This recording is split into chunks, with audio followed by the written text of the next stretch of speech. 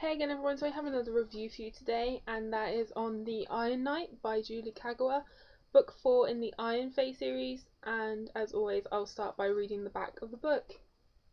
My name, my true name, is Ashelin Darkmere Talon. I am the last remaining Winter Prince, son of the Queen of the Unseelie Court, and I am dead to her. My fall began, as many stories do, with a girl.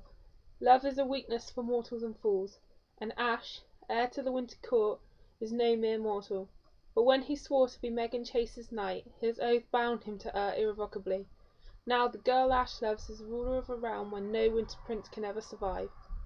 To be with her, he must have a soul and a mortal body, yet the tests he must face to earn these things are impossible. There is one thing stronger than his will to live, his vow to Megan. As Ash battles, he learns truths that challenge his darkest beliefs and show him that sometimes it takes more than courage to make the ultimate sacrifice. Okay, as you all probably know, the Iron Fae series is not my favourite series. Out of the first three, my favourite was definitely the Iron Queen. I felt it had way more in it, it was quicker.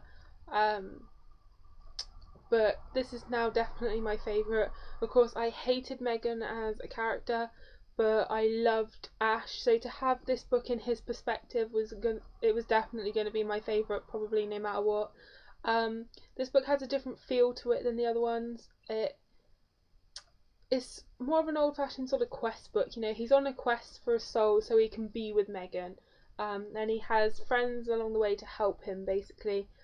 This book was a little slow in places, but once I got past that, it was moving at a good pace again. There are some surprises in this book. Part of it I didn't like is in one of these tests that he faces. I don't want to give too much away, that's why I'm hoping to keep this review short so I don't spoil it for anyone.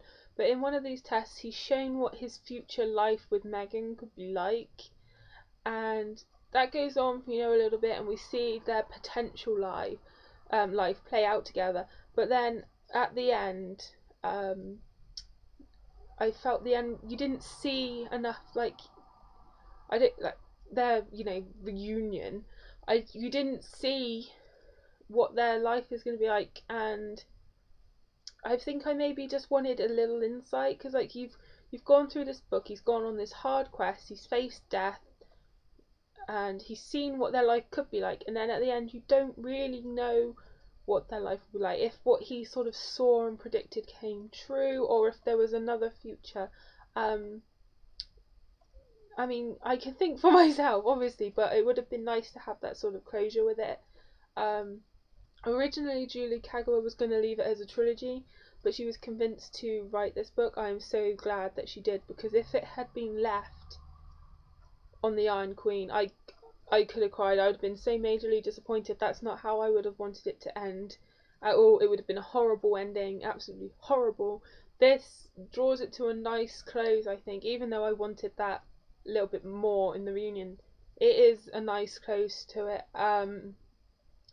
Yeah, I've heard people really distraught over the ending of Blood Rose, the third book in the Nightshade trilogy. If this series had ended on the Iron Queen, it would have been the equivalent of that. It would have been heartbreaking, absolutely heartbreaking. Anyway, in conclusion, I would give this 4.5 out of 5. It wasn't perfect because of the pacing issues, and maybe I was left wanting a little bit more, but it was definitely my favourite out of the series.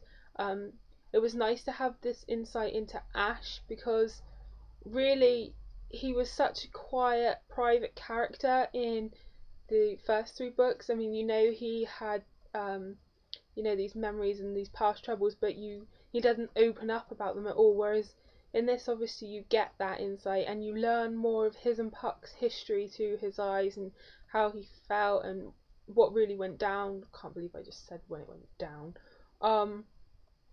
Yeah, so if you've read the first three books, you'll obviously want to be checking this one out, because you'll have fallen for Ash like everyone does. If maybe you're reading the first one or have read it and aren't really sure whether to press on, I did press on, and I'm glad that I've read them. This was definitely the highlight for me in that series. book one I could have probably given or taken, you know, but once I'd read it, I wanted to read on and find what happens. Book two was definitely the slowest, boring one. Book three then picked up, and it was getting going. Even though I hated Megan, book four highlight definitely. Even though I still don't know why they like Megan, I really don't. I would not have gone on a quest for her. I can tell you that now. No, no, I would not find her irritating, and I wouldn't have made the choice Ash made. But that's his problem. So yeah, 4.5 out of 5. Really glad that she did do a fourth book. Yeah. If you've read it, tell me what you thought of it. Comment below and happy reading.